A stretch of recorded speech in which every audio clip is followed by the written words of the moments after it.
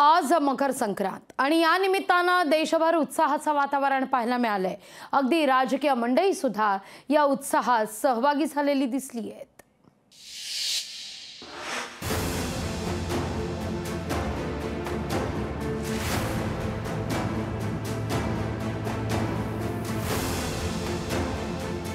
मकर संक्रांतीचा उत्साह आणि तिळगुळ घ्या गोड गोड बोला असं म्हणत ठिकठिकाणी पतंगबाजीचं दर्शन घडतंय। विशेष म्हणजे सध्याची राजकीय परिस्थिती पाहता संक्रांत, गोड बोलणं आणि पतंगबाजी या तीन शब्दांभोवतीच सध्या महाराष्ट्राचं राजकारण फिरतंय। लोकसभा निवडणुकांच्या पार्श्वभूमीवर आरोप प्रत्यारोपांची पतंगबाजी करत दुसऱ्याचा दोर कसा कापला जाईल, दुसऱ्या पक्षावर कशी संक्रांत येईल याचे जोरदार प्रयत्न केले जातात। तर दुसरीकडे दुसऱ्याची पतंग कापू पाहणाऱ्यांना आपली पतंग कशी कापली जाईल याची कल्पनाही नाही। एरवी आश्वासनांचा दोर उंचावणाऱ्या नेते मंडळींनी मकर संक्रांती निमित्तानं पतंग महोत्सवात सहभागी होत पतंग उडवण्याचा मनमुराद आनंद घेतला। मकर संक्रांतीच्या निमित्तानं मंत्री छगन भुजबळांची नाशिकच्या येवल्यात पतंगबाजी पाहायला मिळाली आहे। महायुतीत सोबतीनं पतंग उंचावत विरोधकांचे मनसुबे उधळण्याची इच्छा छगन भुजबळांनी व्यक्त केली। आगामी निवडणुकीत महायुतीचाच दोर उंचावणार असल्याचा विश्वास त्यांनी व्यक्त केला। त्यांनी कितीही नायलॉनचे मांजे वापरले तरी माझ्या काही फरक पडणार नाही। येवल्याच्या लोकशक्तीचा मांजा जो आहे अतिशय येवला लासलगाव लोकशक्तीचा मांजा भक्कम आहे। वाशिम यवतमाळच्या लोकसभेच्या जागेवरून दावे प्रतिदाव्यांना ढील दिली जात असतानाच भावना गवळींनी मैं मेरी झाशी नहीं दूंगी असं छाती ठोकपणे सांगितलं।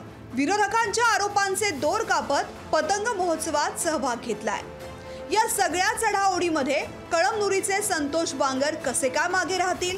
येणाऱ्या लोकसभा विधानसभा निवडणुकांमध्ये महाविकास आघाडीचा पतंग कापल्याशिवाय राहणार नाही असा निर्धार बांगरांनी या पतंग महोत्सवाच्या निमित्तानं व्यक्त केला।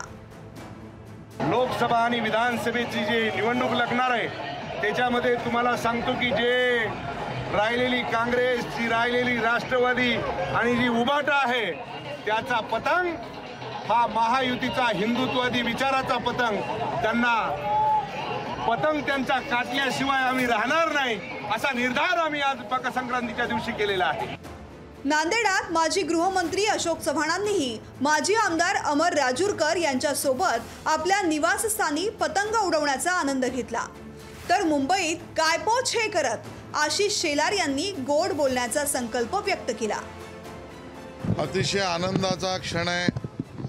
मकर संक्रांती तर आहेच, गोड बोलण्याचा संकल्प आहे।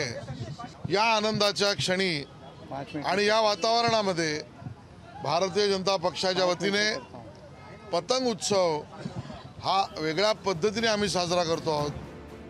देशाला राजकीय सांस्कृतिक शिकवण देणारं राज्य म्हणून आजवर महाराष्ट्राकडे पाहिलं जातं, पण सध्याची परिस्थिती पाहता गोड बोलणं तर दूरच, दिवसागणिक बोलण्याची, भाषणांची, आरोपांची पातळी घसरताना दिसतेय।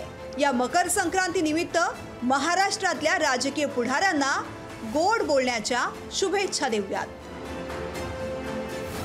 ब्युरो रिपोर्ट, लोकशाही मराठी।